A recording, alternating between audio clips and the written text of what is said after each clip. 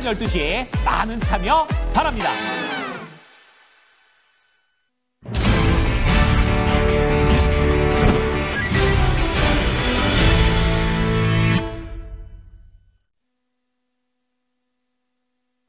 네, 새롭게 바뀐 체크인 스탁입니다. 변함없이 두 분과 함께 조금 더 업그레이드를 해봤습니다. 알파경제의 김정유 이사, 토마토 투자클럽의 김민준 전문가입니다. 안녕하세요. 안녕하십니까. 예, 두 분과 함께 오늘 어떤 얘기 나눌지 먼저 체크인 스탁 이슈입니다. 주제부터 공개해보죠. 네.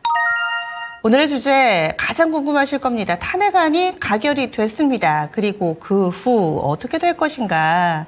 이 외국인들의 탈코레이아가 끝날 수 있을지, 앞으로 이제 우리 증시 어떻게 될 것인지 이와 관련된 두 분의 시각 좀 알아볼 텐데요. 먼저 이와 관련해서는 비상계엄 이후에 우리 증시가 좀 큰 폭의 출렁거림이 있었죠. 한 주는 급락했다가 한 주는 또 급반등했다가 이랬는데 이 부분을 좀 간략하게만 짚어볼게요. 김 이사님부터 좀 알려주세요. 네, 뭐 시총 기준으로 150조가 빠졌다가 뭐 거의 빠른 속도로 회복을 하긴 했죠. 그래서 일단 뭐 지수로 보이는 충격은 흡수했다라고 볼 수가 있는데, 뭐 중요한 것은 이 충격을 흡수한 이후에 더 나아갈 힘이 있는가 정도는 아마 좀 논란거리가 될 것 같습니다. 저는 지금 현재 상황에서 결국 뭐 여러 계단이 있는데 그 중에 이제 한 계단 밟아 올라가는 것이기 때문에 다시 올라간 계단에서 뒤로 떨어질 이유가 없다. 그러면 뭐 지수 기준으로도 150조가 떨어졌던 것을 다시 되돌린 정도에서 만족하는 수준이 아닐까로 보고 있고요. 다만 우리가 이제 여기서 주목해볼 포인트는 이 어려운 구간에서도 외국인들이 많이 팔지 않았다라는 게 제가 보기엔 핵심이 아닌가. 왜냐하면 올해 우리 시장의 하락은 여름부터 외국인들이 견인한 하락입니다. 근데 그 가장 최근에 우리가 위험하다고 생각했던 구간에서 결국 물량을 던졌던 건 개인이거든요.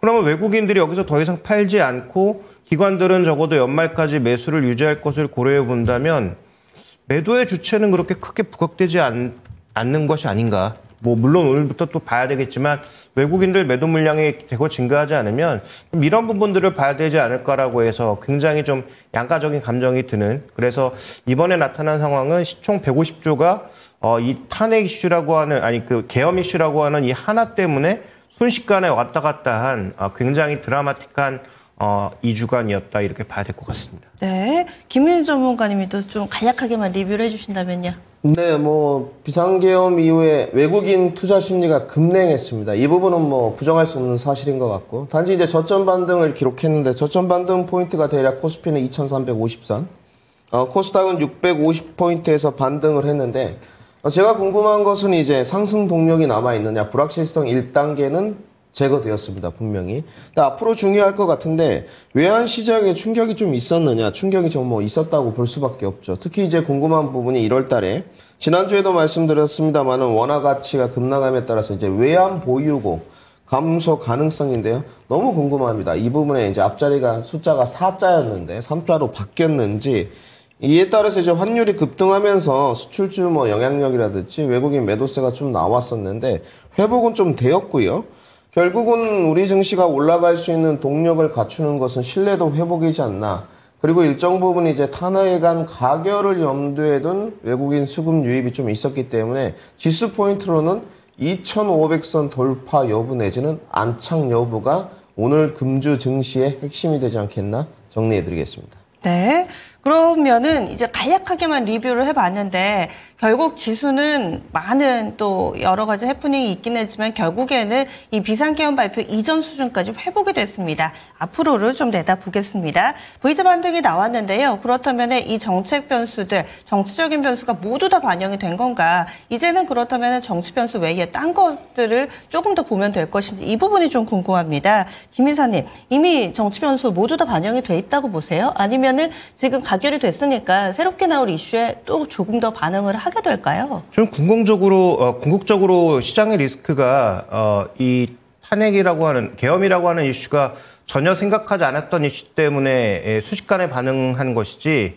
원래부터 우리 시장에 하락하고 있었던 근본적인 원인을 생각해보면 수출 모멘텀이 떨어지고 있다는 것, 그런 펀더멘탈적인 이유가 있는 상태에서 떨어진 거였거든요. 그래서 오늘 뭐 여러 가지 리포트에도 보면 이런 정치적 이벤트는 펀더멘탈이 아니다. 맞는 말이기는 한데 그게 펀더멘탈에 영향을 줄 수도 있을 것 같아서 문제인 거죠. 신인도도 떨어질 수 있을 것 같고. 그래서 저는 어느 정도 선반영한 데다가 지금 넘어야 될 산이 너무 많아서 추가 반등은 나올 것 같은데 그 반등의 기대감은 조금 낮춰야 될 것 같아요. 그러니까 변수가 지금 우리가 고려해야 될 게 뭐 한두 가지가 아닙니다. 뭐 헌재 관련 변수뿐만 아니라 중국 변수도 있고 미국 변수도 있고 이번 주 당장 FOMC 뭐 BOJ도 있고 이런 여러 가지 변수들을 뚫고 나갈 정도의 강한 상승 압력이 시장에 존재하느냐. 매도가 없다는 것이지 상승 압력이 강하게 존재한다는 것도 아니거든요. 그래서 현재 구간에서는 뭐 그런 큰 지수 변동성을 기대하기는 좀 어렵지 않나 좀 그렇게 보고 있습니다. 네, 김윤 전문가님도 의견 알려주세요. 네, 뭐 핵심이 이제 V자 반등의 선반영 여부인 것 같고요. V자 반등이 되었다면 어느 정도 폭으로 올라왔느냐 이 부분이 이제 핵심이 될 것 같은데 분명히 이제 V자 반등이 선반영 되었는지는 좀 불확실성이 있습니다.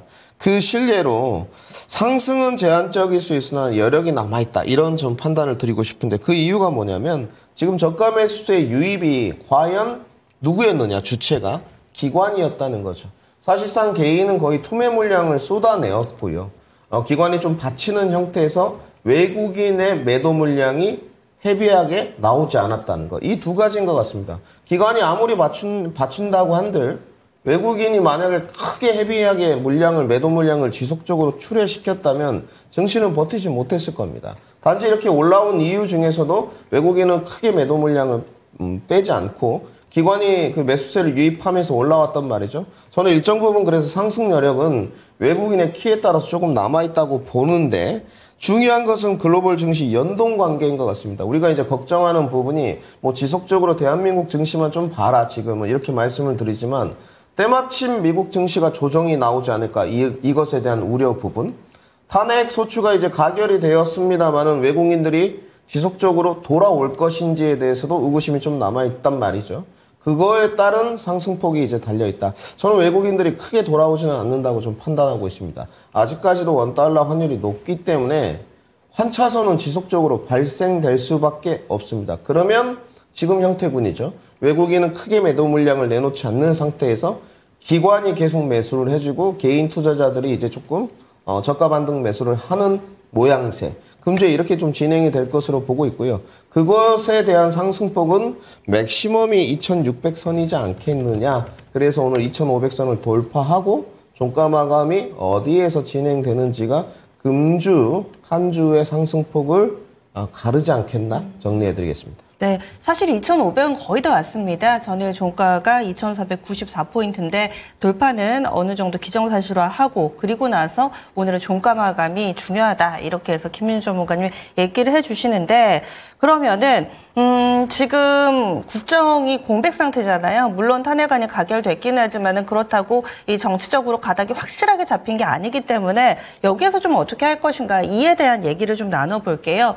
워낙에 어떤 쪽에서 앞으로 뭐 정치 주도권을 가져갈지도 모르기 때문에 우리가 이 시간에 뭐 인물 테마주도 얘기하자는 것이 아니라 이 정책에 따라서 원전이나 뭐 이런 쪽은 또 지금 현 정부의 색깔이 많이 묻어있기 때문에 이런 산업적으로 여전히 불확실성에 노출되어 있습니다. 이런 부분들은 좀 어떻게 해야 될지 김윤 전문가님께 먼저 좀 질문을 드릴게요. 이 국정 공백 상태죠. 지금 현재 이 불확실성을 어떻게 해야 될지 그리고 또 많이 노출되어 있는 섹터들이 있어서 이 부분도 좀 얘기를 해주세요. 네, 지금부터 이제 이 단계 넥스트 레벨로 넘어가는 것 같습니다. 그래서 지금 좀 봤을 때 과연 정책 추진력이 계속 앞으로 있을 것이냐 이 부분은 약화될 수밖에 없다고 좀 판단하고 있고요. 그 다음에 이제 경제 리더십이 분명히 지금 부재한 상태입니다. 어찌됐건 유동성의 공급의 힘으로 지금 끌어올린 상태고 저가 매수의 상태로 끌어올렸기 때문에 이 부분은 분명히 해결이 돼야 될 문제고 그 다음에 이제 국내 외저 투자 심리가 과연 회복 기조로 가면서 외국인의 어떤 투자금이 유출 가능성이 지속되지 않고 수급이나 돈이 국내 경제로 들어올 것이냐 이 부분을 좀 봐야 되겠죠. 제한적이라고 좀 판단을 하고 있고요. 국내 기업들은 이제 투자 결정을 좀 보류하거나 지연할 가능성이 큽니다. 아직까지는. 그러면 상대적으로 이제 방어주 위주로 좀 전략을 짜야 되는데 성장주 안에서 방어주가 무엇이 있을까 이 부분을 이제 고민해 본다면 역시나 제약바이오가 지금 상대적으로는 성장주 안에 방어주 역할을 할 것으로 좀 판단되고요. 단지 금일 오늘 같은 경우는 뭐 전일 워낙 브로드컴 이런 AI 펀더멘탈이 나쁘지 않고 주가 반등도 좋았기 때문에 반도체는 AI 업종 중심으로 접근이 가능할 것으로 좀 판단되고 있고, 이 부분에 대한 것은 내년에도 사실상 글로벌 수요 강세가 분명히 있을 겁니다. 그러면 이제 성장주 두 섹터 내에서 방어지 위주로의 제약 바이오로 선정을 좀 할 건지, 아직도 뭐 의견은 좀 분분합니다만은 뭐 다음 주 금리 인하는 기정사실이기 때문에, 아니면 좀 커플링 관계로 반도체 수요, AI 쪽 펀더멘탈, 뭐 소프트웨어로 넘어가는 그런 좀 기류는 있습니다만은, 이쪽으로 이제 저가 매수 반등을 좀 유입할 것인지는 고민을 해봐야 될 것 같고요. 거시적인 관점으로 V자 반등의 뭐 최상단을 넘어서 2,600선을 넘어서 2,700, 2,800으로 가는 것은 아직은 시기상조다 정리해드리겠습니다. 네. 김 이사님은 어떠세요? 네, 현재 구간에서 우리가 좀 가장 중요하게 봐야 되는 것은 결국은 정책적인 배려가 조금이라도 나타날 수 있느냐. 그러니까 국정 공백이라고 하셨는데 어쨌든 담당자들은 다 있는 거잖아요. 언제 잘릴지 모르잖아요. 네, 뭐 언제 잘릴지 모르지만 어쨌든 예. 대통령 역할을 하는 사람은 있는 것이니까 뭔가 결정할 사람이 있는 것과 또 없는 것은 다른 얘기가 되겠죠. 그다음에 그 결정할 사람이 뭐 어떻게 될지 모르는 상황이라는 것과 어쨌든 확실한 결정이 된 이후에 뭔가 위치가 바뀌는 사람과는 또 다른 얘기니까 예. 어쨌든 그 정도의 불확실성은 지운 건 맞고, 그러면 정책을 어떻게 집행하는지가 중요한데 새 정부가 나와서 내년도 하반기에 강한 재정이 집행될 거라는 건 다 압니다. 이건 뭐 기정사실이에요. 그렇다면 우리가 내년도에 벌써 투자 계획에서 가장 먼저 염두해야 될 거는 내년도에 강한 재정 부양이 있을 거다.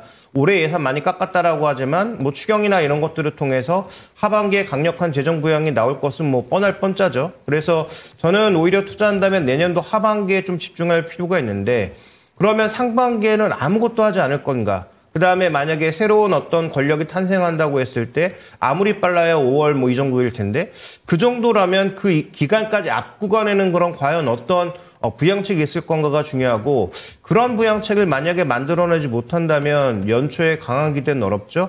거기다가 대미무역이 모두 어떤 방향으로 흘러갈지 모르는 상황임을 고려해 봤을 때 현재 구간에서는 조금 더 우리가 신중한 그런 접근법이 필요하고 정부의 어떤 부양책이 나오는지 정도의 관심을 가지시는 것이 저는 중요할 것 같은데, 어쨌든 지금 그 이재명 대표가 던진 그 당색을 모두 끌어안는 그런 그 제안을 지금 뭐 여당에서 반사한 상황이잖아요. 네, 그 협의체 구성한다 그 얘기 하시는 그러니까 거잖아요. 뭐 이게 초당적인 이 협의체를 거부한 상황이니까 뭐 그런 상황에 본다면 이게 좀 아직 불확실하기는 한데, 이런 것들이 좀 더 이제 구체화된다면 관련된 종목군들의 움직임이 일부 있을 수 있어서 그 부분도 한번 지켜봐야 될 것 같습니다.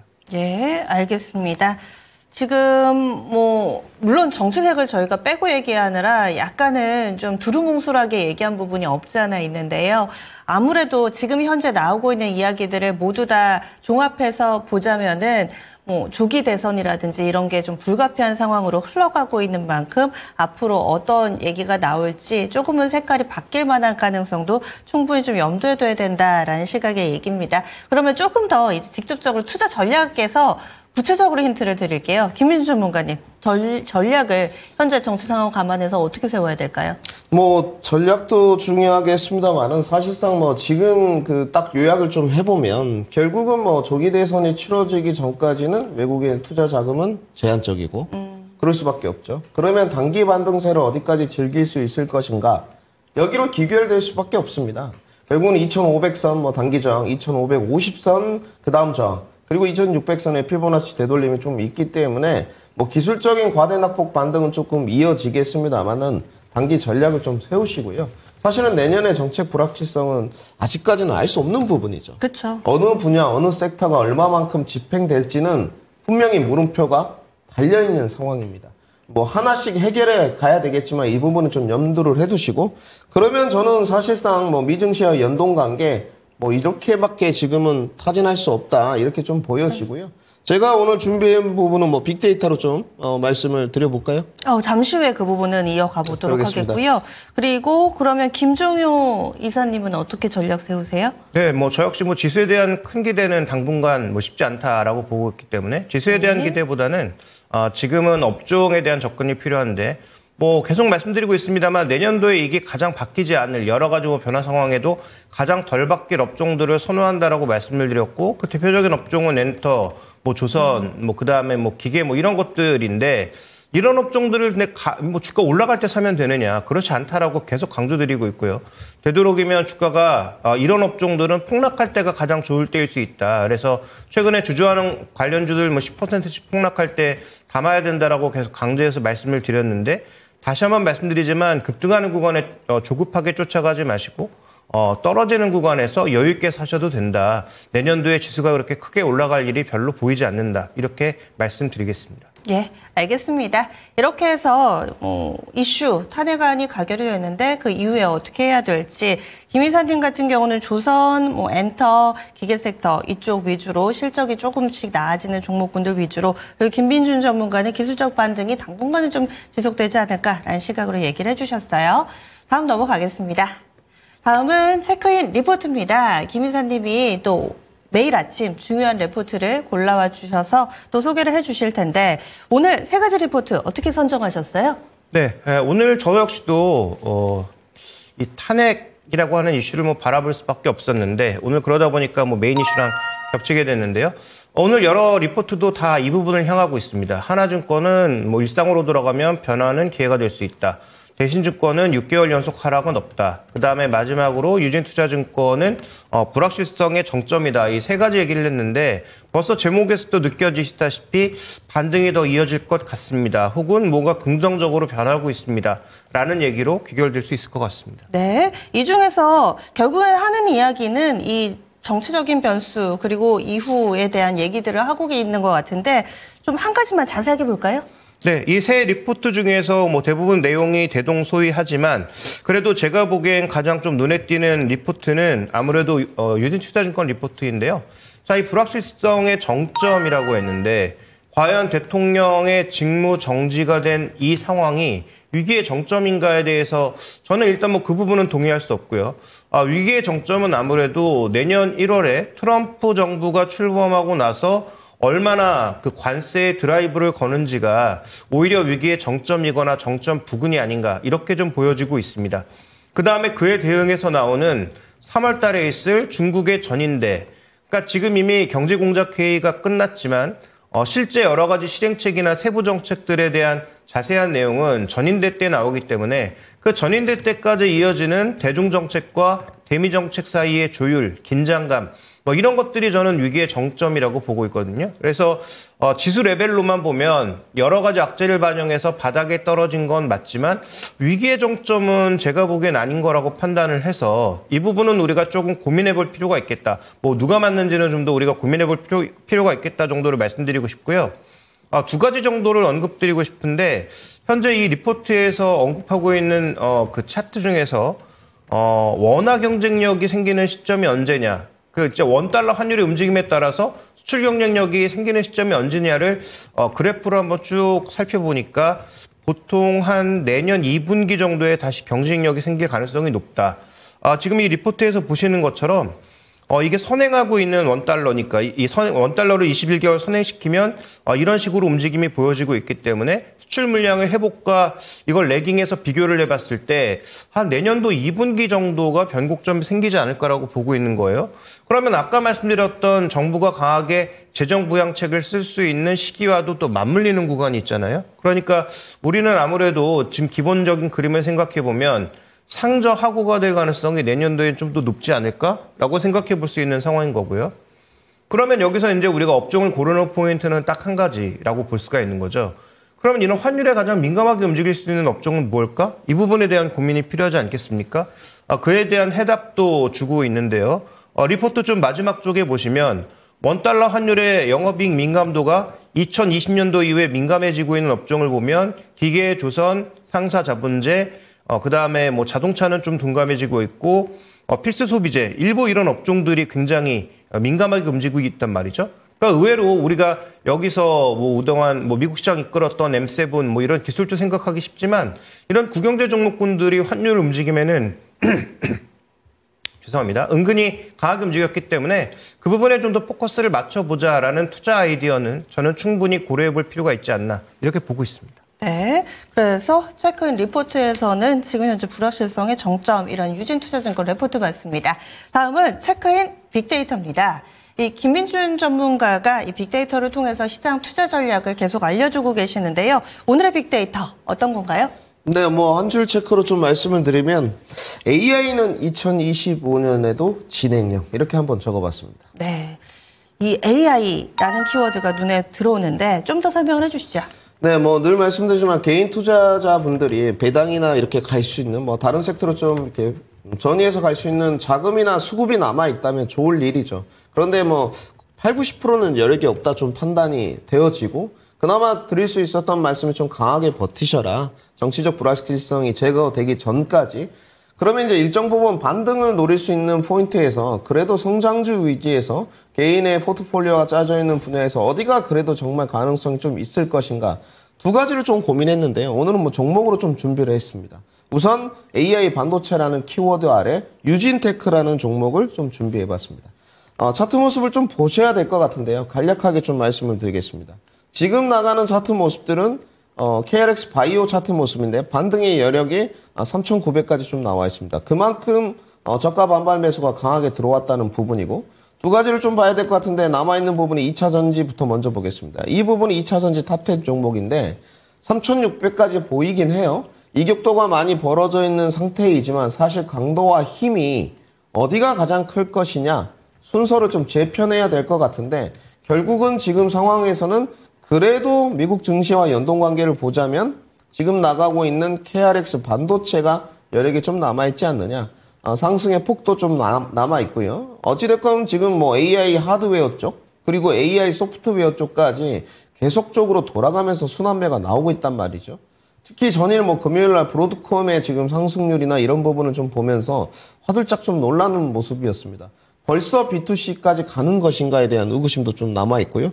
그러면 저는 오늘 종목 커플링을 좀 지어봐야 될 것 같아서 결국은 오늘 유진테크라는 종목을 좀 준비해봤고 사실상 어디가 뭐 움직일지 장전에 알 수 없습니다만은 그거를 다 떠나서 과연 AI 빅데이터로 지금 봤을 때 유진테크가 접근이 부담 없을 것인가 여기로 설명을 기결해 봐야 될 것 같은데 기술적으로 뭐 좀 설명을 드려보면요. 최근에 바닥은 좀 찍었다는 부분 실적이나 이런 부분은 크게 반영시키지 않았습니다. 여러분들의 HTS로 볼 수 있는 부분이기 때문에 내년에도 좋아지는 쪽이고 특히나 지금 유진테크를 보시게 되면 미세외로 선단 공정은 화두가 될 수밖에 없습니다. 플라즈마 화학 증착 장비라든지 ALD 원자층 증착 장비라든지 모두 기술력에 관해서는 의심할 여지가 없고 실적도 내년에 지금 가이던스가 모든 증권사들이 업 될 것이다. 추가 우상향에 동의하는 바고요. 그리고 충분한 가격 조정을 거쳤다는 것입니다. 저 또한 지금 동의를 하는 상태고 그러면 현재 상태 분석을 기술적으로 좀 해봐야 되지 않겠느냐. 모든 종목과 섹터들이 정치적 불확실성 때문에 내려왔기 때문에 그렇게 해석을 해야 될 것 같고요. 그러면 지금 구간에서 33,900원 정도인데 강한 되돌림이 지수가 뭐 2,600선, 코스닥 780선까지 올라간다는 전제 조건을 놓고 강하게 좀 시장에서 조명을 받으면서 올라갈 수 있을 것이냐. 이 종목은 모멘텀 플러스 실적, 특히 이익 모멘텀이 늘어날 수 있는 종목이기 때문에 지금 기술적 접근 구간도 저는 가능하지 않나 이렇게 좀 설명을 드려야 될 것 같습니다. 그러면 이제 전략을 좀 세워봐야 될 것 같은데요. 시가부터 지금은 좀 분할 매수 접근으로 바로 들어가시고요. 2차나 3차를 33,000원 아래로 가격이 좀 밀렸을 때 추가 매수를 좀 해가시고 결국은 피보나치 되돌림이 강하게 나오는 영역 구간을 측정하는 게 이제 가장 화두인데 위로 상단에 이제 37,500원의 매물대가 좀 있어요. 저는 여기는 뭐 충분히 넘어갈 수 있다고 보여집니다. 내년에 뭐 정책적, 정치적 불확실성 뭐 이야기 이런 걸 다 차지하더라도 글로벌 수요가 분명히 유진테크 쪽에 있기 때문에 적어도 그 다음 단계인 39,500원까지는 올라가야 되지 않나. 목표가 도달 확률을 이제 지지저항 캔들 패턴 보조 지표를 모두 취합해서 한번 코딩을 해보니까요. 목표가 도달 확률이 65% 정도로 측정되고 있습니다. 물론은 이제 도달하는 시간과 속도의 문제이겠습니다만은 가장 궁금한 건 시장에서 뭐 증권사에서 이제 6개월 목표가, 1년 목표가를 제시하는데 저희 이통화토가 1개월 내전에 2주 목표가가 어떻게 될 것인지를 한번 만들어 봤고요. 저는 뭐 정치적 불확실성은 모르겠습니다만은 앞으로 2,600선까지 반등세가 나와진다면 유진테크는 충분히 39,500원까지 도달하지 않겠느냐. 손절가는 뭐 31,000원 정도 매매하신 분들은 보시면 된다까지 정리해 드리겠습니다. 네, 기술적인 지표들 이 데이터를 모두 다 모아서 나온 결과입니다. 유진테크고요. 이 종목 매수가가 32,000원에서 33,000원 사이에서 이 매수 접근 권합니다. 그리고 목표가를 39,500원으로 설정했습니다. 손절 라인이 굉장히 타이트하다라는 점은 유의해 주세요. 31,000원 손절 라인이고요. 목표가 도달 확률 65%, 기간은 2주에서 4주 정도 사이로 짧게 제시를 해드린 종목입니다. 그래서 나는 이 정도면 한번 해봄직하다 하시는 분들은 충분히 좀 참고해 보셔서 접근해 보시면 좋겠습니다. 이렇게 해서 체크인스탁 마무리 짓겠습니다.